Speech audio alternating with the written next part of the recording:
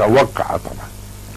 ما اعتقدش هتفرق كتير يعني، ما اعتقدش هتفرق. الثوره الدكتور البرادعي كان معتمد على، هو من الاول قال ان هو ما فيش حاجه هتتغير الا اما الشارع نفسه يغير، وده كان راي كل الناس، كلنا كنا راينا ان ما فيش حاجه هتتغير في مصر الا لما الشارع المصري يتحرك نفسه، والشارع المصري هو اللي يغير مصيره بايده، وهو ده اللي حصل.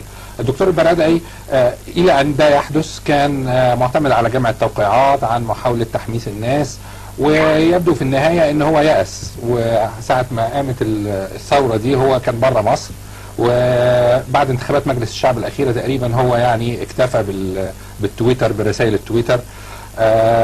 الدكتور البرادعي بطبيعته مش مناضل سياسي.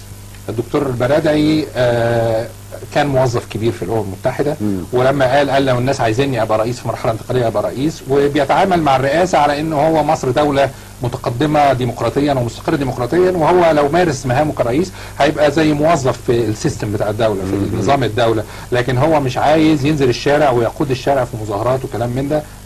بس اعلن مش شخصيه هينزل بقى بعد ما خلاص ما حصل ايه، ما كل الناس نزلت خلاص. ما هو المفروض اذا كان هو كان مناضل سياسي كان يقود الشارع ويكون موجود في مصر من قبليها، والثوره تحصل وهو موجود. ما له تاثير. ما في ناس، لا في ناس كتير نزلت يوم الثلاث اللي فات، مناضلين مصريين عاديين. نعم. ايمن نور، ابراهيم عيسى، حتى بعض الفنانين نزلوا. يعني في ناس كتير نزلت. البرادعي كان المفروض يكون في وسط دول من الاول، كان المفروض يبقى قاعد في مصر واما الناس دي تنزل ينزل، لكن هو كان قاعد في سويسرا واما الدنيا قامت قال لك طب انا هنزل مع الناس. طب ما انت يعني مرحبا بيه في وسط الشعب، وهو ده اللي احنا هدفنا واحد، احنا هدفنا وهدفه واحد.